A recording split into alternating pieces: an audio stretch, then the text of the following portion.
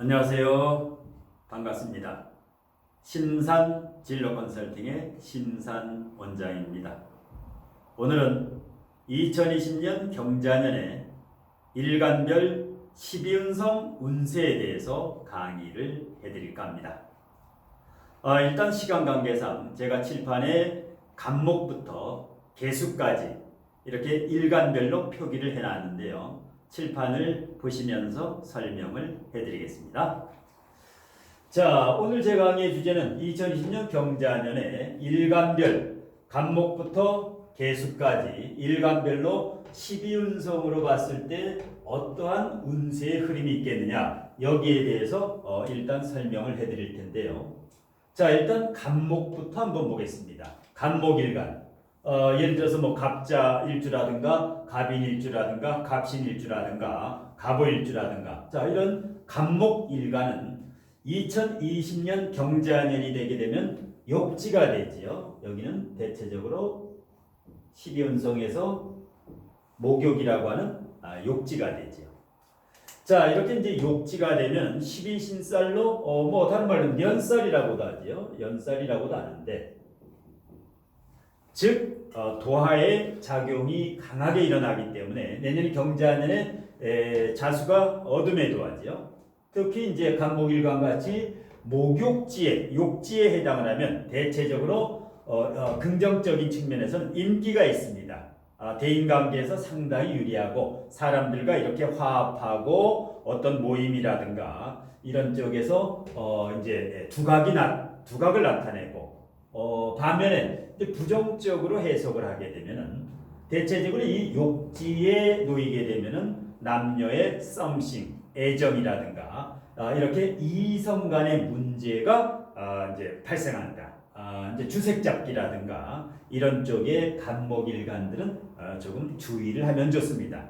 대체적으로 이제 간목일간 중에서도 제다신약이라든가 관사론잡이라든가 이런 사주 명식을 가진 분은 욕지가 되는 2020년에 남녀의 애정관계 이런 데서 맺고 끊는 것이 굉장히 중요합니다.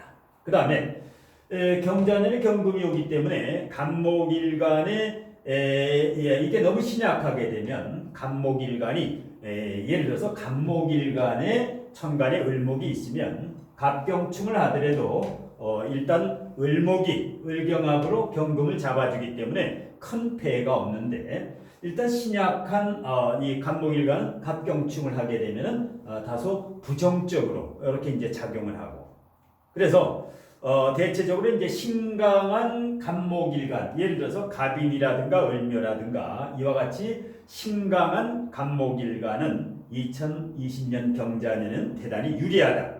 왜? 경금이 와도 갑경충으로 가지치기, 여기에서 간목의 가지치기 정도로 상당히 유리하게 작용을 하는데, 하여튼 신약한 그 간목일간은 갑경충의 폐해가 있을 수 있다. 이러니까 경금이 관성이 되죠. 관성은 여자에게는 배우자라든가 남자라든가 아니면 직장, 남자에게는 일단 직장이라든가 자식, 자녀, 여기에서 약간의 문제가 발생할 수도 있다. 일단 간목일간에 대한 12운성 통변 다음에 이제 을목으로 갑니다. 자, 을목 같은 경우는 2020년이면 이제 병에 해당하지요. 병지. 자, 병지는 대체적으로 어떻습니까? 육체적인 것, 물질적인 것보다는 대체적으로 정신적인 작용을 하게 되지요. 정신적. 그러니까 이제 을목일간들은 대체적으로 이제 2020년이 되면 생각이 많지요. 생각을 많이 하게 되지요. 그 외에는 대체적으로 이제 을경합이 되죠. 자, 을목과 경금이 을경합이 되기 때문에 대체적으로 유리하죠. 직장에서 승진을 한다라든가 취직을 한다라든가, 예를 들어서 내년에 고등학교 3학년이 을목일간이라고 하면은 대단히 유리하지요. 지금 예를 들어서 2002년 월드컵 2002년생이 내년에 이제 고3이 되는데, 을목이 고3이 되게 되면 을경합, 이게 대학교죠. 그래서 일단 합격운에 대단히 유리하고, 취업준비생에게도 을목은 상당히 유리하고, 그다음에 남자친구를 이제 그 사귀고 싶은 사람이 있으면 대체적으로 이제 유리하지요. 예. 그래서 일단 을목이 긍정적인 반면, 그다음에 또 하나 이제 자수가 오게 되면 을목에게 이제 천일귀인이 되기 때문에 역시 대인 관계에서도 상당히 좋고, 그다음에 명예, 일단 경금이 관성이기 때문에 명예도 올라가지요. 대체적으로 이제 을목일간에서 12운성의 병지지만은 일단 오행과 육친을 종합 통변해 보면 그다지 부정적이진 않다. 그런데 일단은 이렇게 병지에 있을 때는 너무 이 활발한 활동보다는 준비 기간, 정신적으로 미래를 준비하는 그런 기간으로 활용을 해서 어떤 자격증을 딴다라든가 이렇게 준비를 하면 상당히 좋고요. 그 다음에 세 번째는 병화와 무토는 동일하게 가죠. 12운성에서 병화와 무토는 이제 태지가 되는데, 자, 태라는 것은 뭡니까? 12운성에서 잉태했다. 그 임신했다. 이 태지 같은 경우는 일단 너무 드러내면 안 됩니다. 이 태지일 때는 겉으로 너무 드러내지 말고 조용하게 은밀하게 준비해서 활동을 해야지. 그래서 병화나 무토일간 같은 경우에는 너무 경거망동하거나 너무 뭐 예를 들어서 자기가 음식점이나 커피숍이나 어떤 사업장을 오픈하는데 많은 사람들한테 입이 입이 오두방정이다. 너무 말이 앞서면 안 된다. 철저하게 준비를 하고 겉으로는 드러내지 말고 은밀히 준비해서 실력을 다져가지고 조용히 오픈을 해야지. 이런 태지 있을 때 너무 경거망동하거나 너무 적극적으로 하게 되면 화근이 따르게 됩니다. 그래서 병화와 무토는 은밀하게 그 때를 기다리면서 아직 준비를 하라. 아직 펼칠 시기는 아니다. 자, 그 다음에 정화와 기토를 보게 됩니다. 정화와 기토는 절지가 되지요. 자, 경자년에 절지가 됩니다. 자, 이 절지가 되면 일명 뭐 절처봉생이라고도 하는데요. 일단 절처봉생이라고 하죠. 이게 무슨 말이냐? 시작과 끝. 어떤 일이 끝맺음이 있고 또 새롭게 시작을 하는 이러한 구분이 지어진다. 정화와 기토 같은 경우에는. 그리고 대체적으로 기토 같은 경우도 이제 귀인의 도움, 천을귀인, 귀인의 도움이 있을 거고, 단 문제가 되는 것은 정화일간이라든가 이제 기토, 물론 병화와 무토도 마찬가지입니다. 이 사주 원국에 예를 들어서 간목이 있다. 병화나 기토나 정화나 기토가, 병화나 무토나 정화나 기토가 예를 들어서 사주 원국에 간목이 있을 경우를 보면, 일단 경자년이 갑경충을 하기 때문에 병정화 무기토일간 중에서 간목이 약하게 있는 경우, 이런 것은 대체적으로 갑경충에 의해서 배우자 문제라든가 직장의 변화, 직장의 이직이라든가 직장 변화, 이것이 이제 예상이 되는 게 바로 병정화 무기토일간. 대체적으로 아직 여기는 때를 좀 더 준비하면서 실력을 더 갖추는 게 좋습니다. 자, 그 다음에 이제 경금일간으로 갑니다. 경금일간이 경자년이면 이제 비견운인데 육친별로. 자, 이것은 어떻게 됩니까? 올해 경금일간이 병지니까 내년에는 사지가 되지요. 사지가 됩니다. 자, 사지가 되면 어떻습니까? 이 경금에서 중요한 것은 사지가 되게 되면은 경금일간이면서 사주 원국의 이 화를 잘 봐야 됩니다. 정화라든가 그 다음에 오화라든가 이 불의 동태를 잘 봐야 됩니다. 왜냐? 이 정화와 오화가 있을 경우에 이것이 빛으로 작용하는 경우도 있고 열로 작용하는 경우도 있습니다. 빛으로 작용하느냐 열로 작용하느냐에 따라서 그 해석이 많이 틀려집니다. 예를 들어서 경금일간이면서 이제 빛으로 작용할 때는 예를 들어서 월이 해자축월생이라든가, 그 다음에 열로 작용했을 때는 사오미월생. 자, 대체적으로 이제 사오미월생의 경금일간이 사주에 정화나 병화가 있게 되면 이것은 대체적으로 열로 작용하기 때문에 이럴 경우에는 예를 들어서 사주에 오화가 있을 경우에는 좌우충이 되지요. 사주에 좌우충이 되지요. 이렇게 되면 좌우충에 대한 폐해가 커지게 됩니다. 왜? 이렇게 되면 좌우충이 되면 불이 꺼지기 때문에 이럴 때 이제 불이 관성이라고 하게 되면 대체적으로 이제 배우자라든가 직장의 이직이라든가 여기서 이제 문제가 생깁니다. 하지만 사오미월생이 아니고 사주가 조열하지 않고 봄 여름에 태어났거나 아니면 해자축월생일 경우에는 정화와 우화가 빛으로 작용하기 때문에 좌우충을 한다고 해도 별 문제가 발생하지 않습니다. 정신적으로 약간의 작용을 할 뿐이지 실질적으로는 큰 작용을 하지 않는다. 그래서 항상 이 경금일간이라든가 신금일간이라든가 이 금일간들은 사오미열에 태어났느냐 아니면 정화와 우화가 빛작용을 하느냐 열작용을 하느냐 이것을 정확히 판별할 수 있어야 통변의 고수라고 볼 수 있습니다. 자, 그 다음에 신금일간으로 합니다. 자, 신금일간은 어떻게 됩니까? 생지가 되지요. 이제 장생이 되는데요. 신금일간은 장생이 되지요. 자, 장생이 되면 어떻습니까? 상당히 이제 긍정적이지요. 생지니까. 새로운 아이디어. 어떤 새로운 아이디어로 연구 개발을 하게 되고 도전을 하게 되고 이 장생지에는 이제 상승운이기 때문에 도전, 승부욕, 어떤 경쟁력 그리고 활동의 폭이 커지는 대체적으로 신금일간은 긍정적인 면이 많다. 점점 이제 상승운으로 이제 올라가기 때문에 그래서 신금일간은 2020년 경자년에는 새로운 패러다임을 연구 개발하는 것이 좋다. 왜? 그것은 성공할 확률이 높습니다. 그래서 새로운 아이디어, 창의적인 아이디어로 업그레이드 시키는 거. 자, 그 다음에 임계수로 갑니다. 자, 임수일간에 자수가 오면 어떻게 됩니까? 거의 양인, 즉 제왕이 되죠. 자, 제왕지가 됩니다. 일단 긍정적이죠. 왜? 이렇게 이제 제왕지가 되게 되면 자신의 역량을 최대한 발휘할 수 있는 내 실력을 아주 기량껏 뽐낼 수 있는 좋은 기회가 오지요. 자, 그런데 이제 문제는 자, 임수일간에 신약한 임수일간도 있고 신약한 임수일간, 신왕한 임수일간도 있습니다. 자, 임수일간인데 신약하다. 이런 건 상당히 긍정적이죠.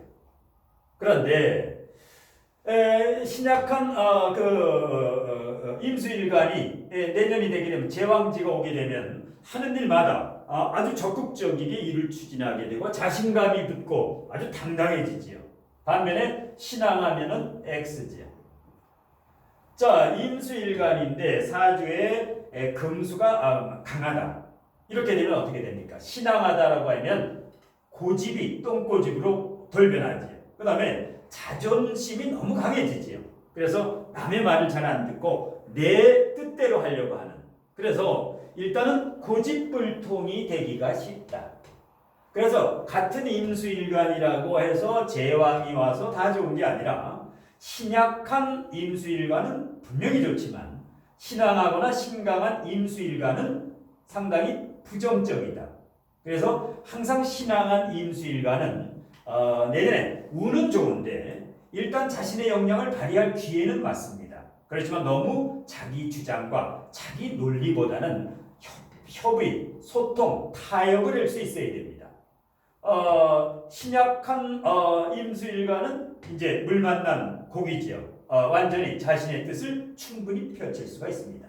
그 다음에 자, 마지막으로 개수일간은 이제 자수가 오게 되면은 걸록이 되죠. lok지가 되는데 자, 걸록지가 되면 어떻습니까? 역시 임수일간과 마찬가지로 로강지에 있으면 뭡니까? 자신감이 들지요. 적극적이지요. 추진력이 강해지지요. 마찬가지입니다. 여기에서 개수일간도 신약한 개수일간은 대단히 좋지요.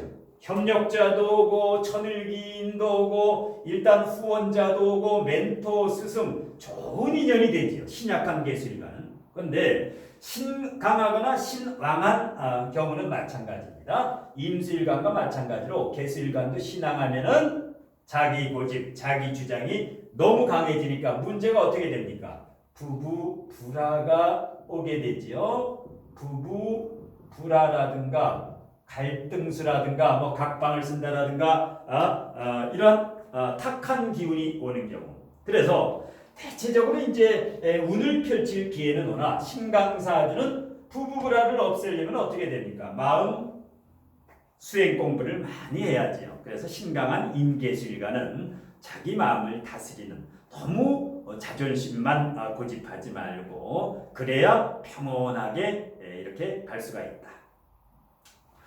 자, 일단 단식 판단으로 이제 설명을 해드렸는데요. 자, 이 12운성에는 논란이 굉장히 많습니다. 12운성에는 논란이 많은데요. 자, 12운성에는 두 가지가 있죠. 12운성에는 크게 양일간이 있고 음일간이 있습니다. 자, 양간에는 어떤 게 있습니까? 갑목이라든가 갑병무겸임 여기 있죠. 자, 양간 갑병무겸임 있죠. 갑병무겸임이 있죠. 그 다음에 음간에는 을정기신계가 있죠. 을정기신계.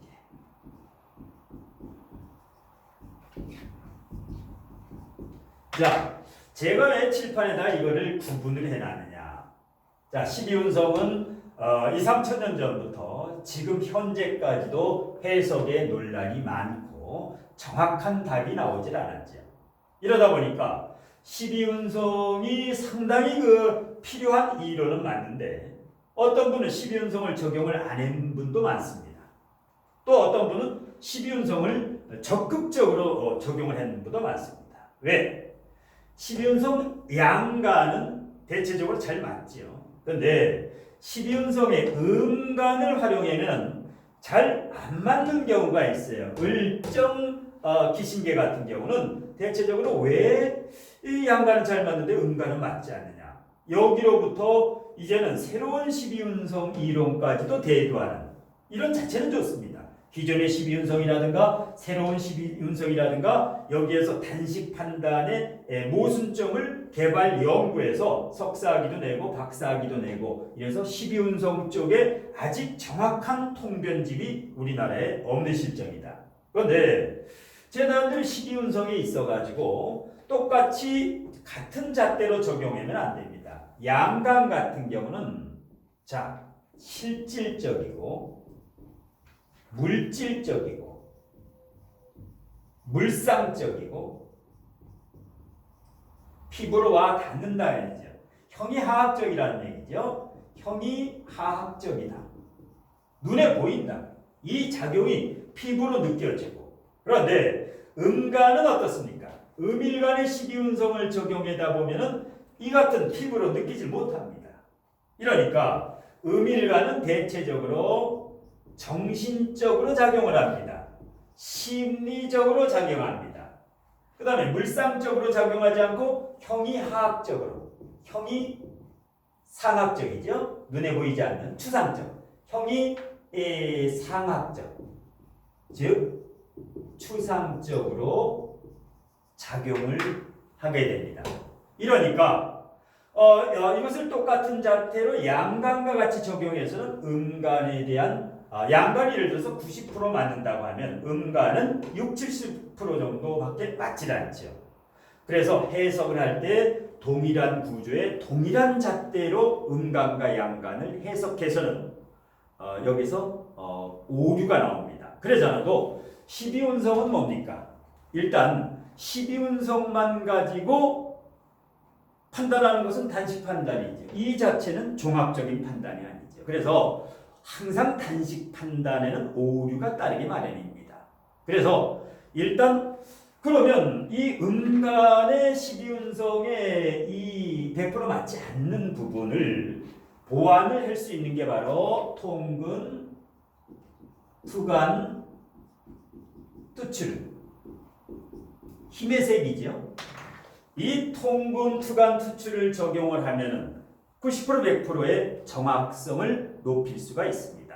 그런데 이 12운성만 가지고 판단하는 경우가 있는데 이것은 대단히 위험합니다. 12운성은 반드시 통근, 투간, 투출과 융합을 하지 않으면 정확성에서 항상 문제가 생깁니다. 그뿐만이 아니라 자, 통근, 투간, 투출과 12운성 플러스 또 여기에서 용신과 귀신을 사주에서 구분을 해야 됩니다. 조용신과 억부용신과 격국용신, 통간용신이라든가 이 용신과 귀신을 반드시 구분을 해서 이것까지 적용을 해야 됩니다. 그 다음에 플러스 합충, 형, 파해에 의한 전체 세력, 삼합이나 방합이나 여기에 육합이나 여기에 대해서 전체의 세력의 기운. 그 다음에 이제 아까 얘기했다시피 조후 이렇게 이제 한 10가지 이상을 종합적으로 한눈에 판단을 할 수 있어야합니다. 그것도 어떤 사주 명식을 봤을 때 10초 안에 이 전체를 12운성과 신살, 통근, 투간, 투출과 용신과 귀신, 합충용파를 어떤 사주 명식을 봐도 10초 안에 저것을 한눈에 판단할 수 있어야 정확한 통변이 가능하죠. 그래서 제 나름대로 이제 정확한 사주 진로 통변을 해서 이 활인업이라고 하는 것은 잘못 이야기를 하면 내담자에게 그 업을 본인이 지게 됩니다. 그래서 일단 책임질 수 없는 말을 떠드는 거. 그래서 이제 항상 이것은 신중의 신중, 연구의 연구를 거듭해야 되는데, 그래서 제 나름대로 이제 경험을 바탕으로 제 나름대로 이제 그 하루에 한 5명씩 이렇게 사주 상담을 하고, 그 다음에 이제 한 5시간씩 강의를 합니다. 명리학과 명리적성학 강의를 하고, 그 다음에 이제 시간 나는 대로 이제 하루에 5시간 정도 연구를 합니다. 새로운 패러다임을 이제 연구를 하는데, 종합적으로 왜 12운성 음가는 맞지 않을까? 연구하다 보면 답이 나오거든요. 이것은 정신적이고 양가는 물질적, 실질적이기 때문에 12운성 음가는 일단 조금 모순점이 있다. 자, 그래서 일단 정확한 통변을 하려면 첫 번째로 사주 원국을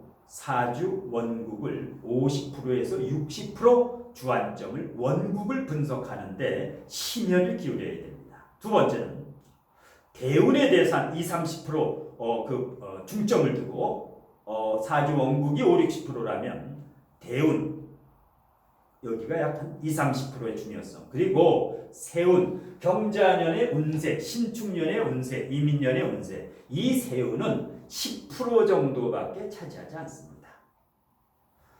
사주 원국과 대운을 정확히 판단을 하면 이 경자년의 운세는 저절로 나오죠. 그래서 인위적으로 이 세운을 판단하려고 하지 말고 원국과 대운을 정확히 판단하면 이 세운을 판단하는 것은 식은 중목지요. 특히 월운이라든가 일진이라든가 이것은 그냥 보면 나오기 때문에 원국과 대운의 해석에 심혈을 기울여야 됩니다. 그리고 나서 부수적으로 오늘 공부하는 12운성도 신살이죠. 공망, 천을기, 문창성 전부 신살이죠. 이 신살 12운성 역시 이것도 10%만 적용을 해야 됩니다. 사주 통변이 100%라면 왜? 이 가장 중요한 게 조우론이죠. 두 번째는 억부론이죠. 세 번째는 격국론이죠. 네 번째는 물상론이죠. 마지막에 이 12운성 신살은 마지막에 약간 디테일한 부분을 판단을 할 때 이 신살과 12운성을 적용해야 됩니다. 사주를 보자마자 뭐 백호살이 어떠니, 관대지에 있으니 어떠니, 절퇴지에 있으니까 어떻다. 사주를 보자마자 신살과 12운성을 들이대는 사람은 하수 중에 하수라고 보면 됩니다. 항상 오행과 육친의 물리가 터져야 되고 조론과 억부론과 격국론 여기에서 큰 틀에서 해석을 해야 이게 정확성이 높아집니다. 그래서 항상 이 단식 판단에는 오류가 있습니다.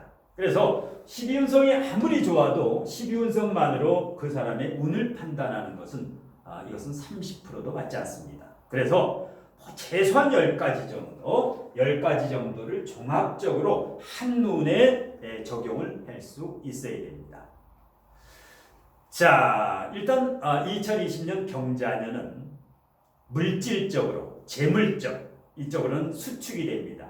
경자가 금생수로 가기 때문에. 그래서 대체적으로 가을, 겨울 수축이 되고 정신적으로는 오히려 확장이 됩니다. 금수라는 것은 정신적, 심리적으로 내면의 질량과 내공을 채우는 시기입니다. 어떤 재물에 큰 욕심을 부리는 시기는 절대 아니다. 그러니까 일단 오프라인보다는 경자년에는 온라인 활동을 조금 더 강화를 시켜야 됩니다. 오프라인 활동이 수축되는 반면 온라인 활동은 유튜버라든가 블로그라든가 이런 활동, 카페라든가 이런 게 일단 상승운으로 접어들고 일단